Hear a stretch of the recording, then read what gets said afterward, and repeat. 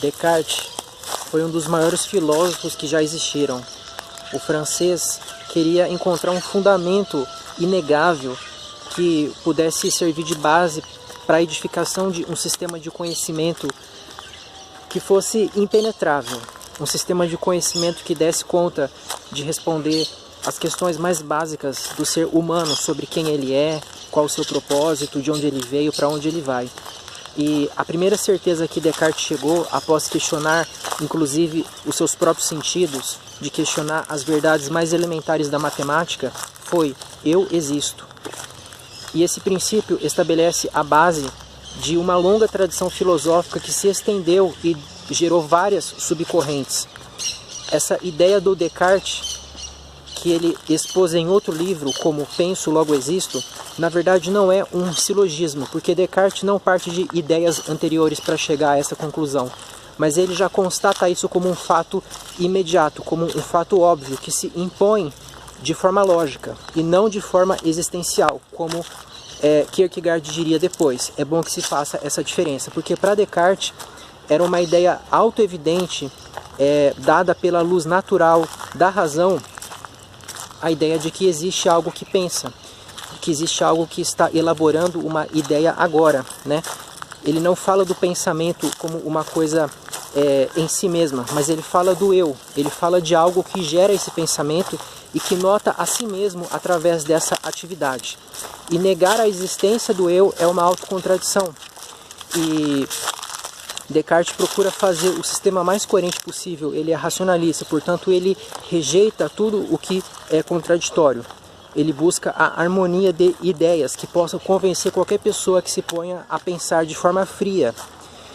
E ele encontra esse eu como algo isolado no plano teórico, porque não é possível demonstrar que o eu tem um corpo, não é possível demonstrar que o eu tem um nome, que o eu vive em um determinado lugar, porque isso tudo pode ser uma ilusão. Pode ser um sonho, pode ser uma fantasia do eu.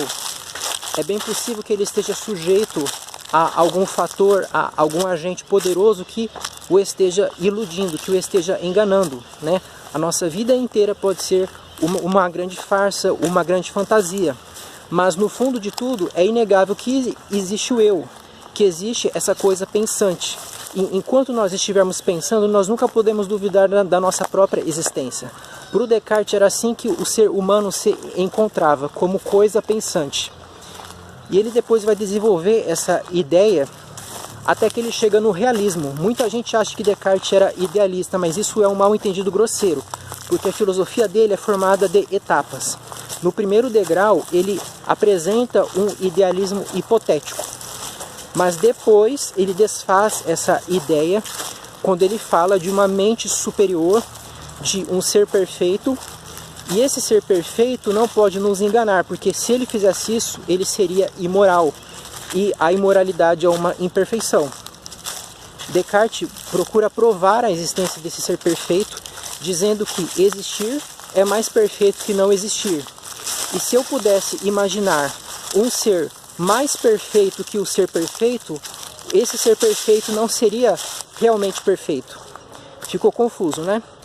Pense assim, imagine um ser que reúna no grau máximo, de forma atual, todas as potências. Um ser que tenha todo o poder, que tenha toda a sabedoria, um ser que não tenha necessidade de nada, um ser que não dependa de nada para existir, um ser que exista em si mesmo, que sustente a sua própria existência. Então, agora imagine que esse ser seja apenas uma ideia na sua cabeça, uma ideia que pode se desfazer logo depois.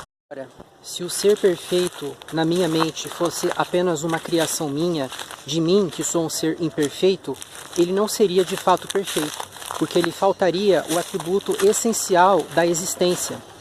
Para Descartes é contraditório eu imaginar um ser perfeito que exista apenas enquanto imaginação, porque o conceito do ser perfeito é aquele ao qual nada lhe falta, o ser mais alto possível.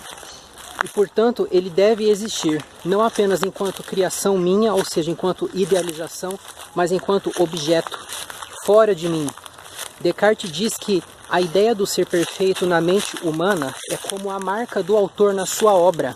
O ser perfeito nos colocou essa ideia E nós podemos saber que ela nunca poderia ter sido criada por nós mesmos.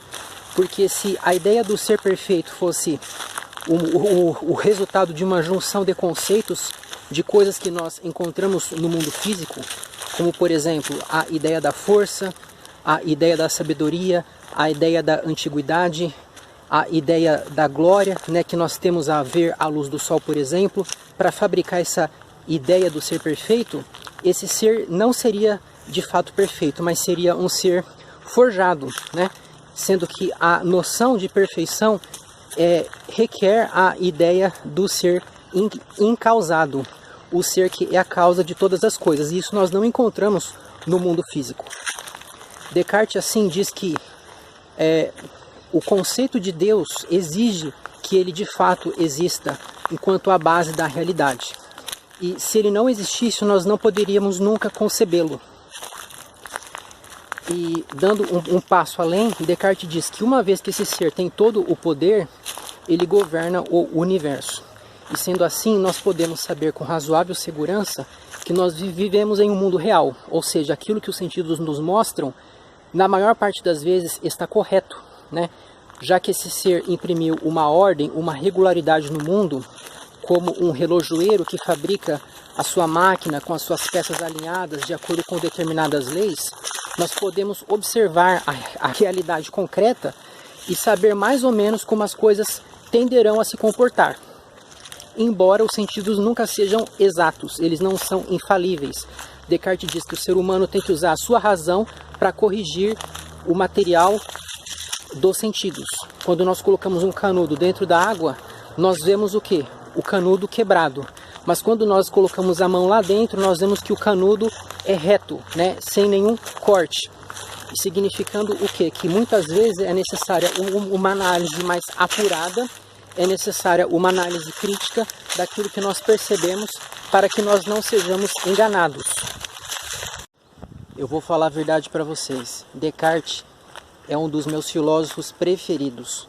Eu acho que ele acertou muito, sabe? Ele mandou muito bem, mas eu não tenho como concordar com tudo o que ele ensinou, não. Eu acho que realmente ele conseguiu provar que a ideia do ser pensante, do eu que pensa, é inegável. E ele jogou ali com a ideia de autocontradição, que hoje é muito conhecida como contradição performática, quando ele observou que se eu duvidar da minha existência enquanto eu estiver pensando, eu estou me contradizendo, porque eu parto da ideia de que eu existo para duvidar de mim mesmo, sabe? Isso não pode ocorrer. O que pode ser feito é aquilo que o francês fez, ou seja, ele questiona a existência dele enquanto ser corpóreo, enquanto ser material. Aí sim, né? Porque tudo que nós percebemos pelos sentidos é questionável, inclusive os nossos corpos. Mas o ser pensante, enquanto ser pensante, não pode ser duvidado. Mas ao mesmo tempo parece não ser de grande valia observar isso, quando nós não podemos explicar o que é esse ser que pensa, né? Parece que ele é apenas uma palavra. Daí veio a crítica depois que Kant fez, quando ele disse que não existe nenhuma percepção que corresponda a esse eu que pensa. Portanto, quando Descartes diz penso, logo existo, ele estava apenas brincando com palavras, de acordo com o alemão. Mas o fato é que quando eu digo que eu penso, eu estou me referindo a algo que existe, eu estou me referindo a algo dado, a algo inegável. E eu não consigo conceber a ideia de que esse ser que está pensando seja apenas uma ilusão, né? Eu acho que Kant foi quem se confundiu depois, quando ele fez a crítica dele. Ele criou esse método de análise das coisas através das percepções, dizendo que tudo aquilo que nós conhecemos deriva das percepções, porque ele se contaminou, na verdade, com o Hume, sendo que o Hume não demonstrou essa premissa dele. Aí o Kant tentou juntar isso com o racionalismo, mas ele foi para outro caminho. Ele negou a existência do eu que pensa como um conceito auto-evidente, mas ele partiu de uma premissa que não é auto-evidente, né? Então ele trocou o certo pelo duvidoso. Mas eu não queria falar do Kant, na verdade, eu acabei me desviando do assunto, né? Eu quero falar da minha visão sobre o Descartes, na verdade, porque apesar de eu concordar com ele nesse ponto, de que o eu que pensa é realmente auto-evidente, essa ideia não serve de base do sistema filosófico, porque ela é muito estreita. Para a gente partir né, na construção do nosso sistema de conhecimento, nós temos que começar por uma base larga que proveja as condições para a construção do edifício filosófico. E a ideia do eu que pensa não serve para isso não. Isso ficou muito claro depois, quando Descartes chegou naquele ponto de precisar duvidar de tudo. Porque se eu existo e eu estou num mundo que é todo duvidoso, do que me adianta isso, né? Se eu preciso do mundo para poder conhecer as coisas, se eu preciso observar a realidade para poder saber aquilo que existe fora de mim, mas tudo isso pode ser duvidado, quem vai me garantir que os meus sentidos servem de fato para algo? Será que eu não tenho que ficar só no pensamento puro? Aí Descartes chega nessa ideia do ser perfeito, desse ser que é um verdadeiro garantidor das nossas percepções, né? Esse ser que governa o mundo. Mas eu acho que ele, vamos dizer assim, ele ultrapassou as linhas. Essa prova que ele apresenta do ser perfeito, na minha opinião, não é convincente. Porque o que o francês fez foi mostrar que eu não consigo imaginar um ser perfeito sem imaginá-lo existindo. Mas imaginar uma coisa como existente é muito diferente de eu ter a convicção de que essa coisa exista. Se eu pedir para você pensar, por exemplo, olha, imagine agora um cavalo vermelho correndo na frente da sua casa. Automaticamente você imaginou esse cavalo como existente, porque você o está relacionando com algo que você percebe pelos seus sentidos. Você relacionou esse cavalo com a sua casa.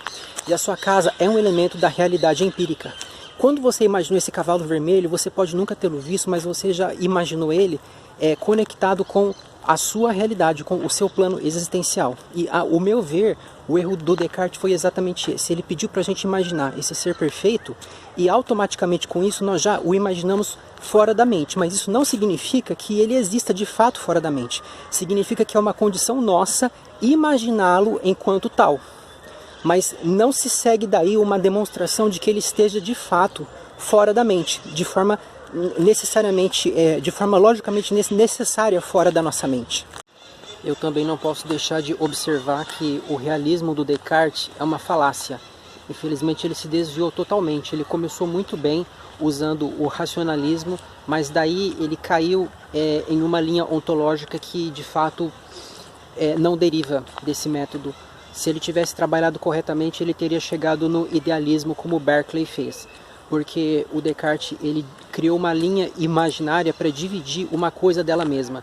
Ele achou que aquilo que nós percebemos dos objetos é algo diferente dos objetos, né? Isso serviu de semente, inclusive, para o conceito de coisa em si que o Kant usou como base do seu sistema filosófico. Depois o Kant falou muito sobre isso, né? A coisa que é dada a nós, que é o fenômeno, através das percepções, e a coisa tal como ela é, que é algo inacessível.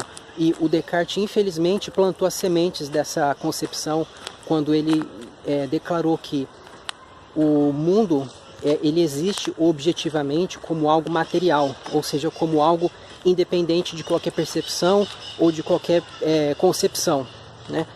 Aí depois ele disse que nós podemos conhecer as coisas através dos sentidos, mas sabendo que eles podem ser falíveis e que às vezes eles se comportam de uma forma diferente daquela que se esperava. Então, na verdade, não é bem isso não, né? O Descartes, ele se confundiu ali no desenvolvimento dele, porque o que ocorre é que os sentidos nos dão elementos mentais. A percepção visual, a percepção olfativa, a percepção auditiva, as nossas sensações táteis, tudo isso são coisas que dependem de um sujeito. Se elas não estão em nós o tempo inteiro, segue-se que elas estão em alguma outra mente e não em algum substrato impensante, inerte, em algum substrato que não é nem perceptível, que não é passível de ser tocado, que não é passível de ser sentido de alguma forma. Na verdade, o Descartes ele criou um conceito que é uma aberração, como o Berkeley mostrou depois, quando ele destruiu esse conceito da materialidade. O que existem são percepções, são qualidades que afetam o sujeito. Se eu falo que a árvore ela tem a qualidade, por exemplo, de ser algo palpável, de ser algo visível, não se segue que a qualidade venha de algo, como eu posso falar, que essa qualidade de ser perceptível e de ser palpável venha de alguma coisa invisível e impalpável. Não, aquilo que eu conheço da árvore é esse conjunto de percepções. Ela é a imagem que eu tenho, ela é essa sensação, né? Ela é essa coisa dada na relação com o sujeito, embora ela não se restrinja a isso, porque quando eu não estava aqui, já havia algo da árvore, né? Mas não algo como eu estou tendo agora, havia um substrato. Qual é esse substrato? Uma outra mente que continha essas qualidades, que eu estou percebendo agora. Isso revela que existe algo por trás do universo que fundamenta as nossas percepções, que é muito maior do que nós, que somos seres imperfeitos, somos seres que consistem em seres pensantes na sua essência. Existe algo que nos afeta, existe algo que liga todos os seres humanos nessa experiência comum que nós chamamos de mundo ou universo, né, que é o plano empírico. Mas essa coisa não pode ser algo essencialmente distinta das nossas próprias mentes, mas deve ser também o que? Um agente mental, um agente que contenha em si essas ideias que nós captamos pelos sentidos e que as transmitem a nós de uma forma regular, de uma forma padronizada.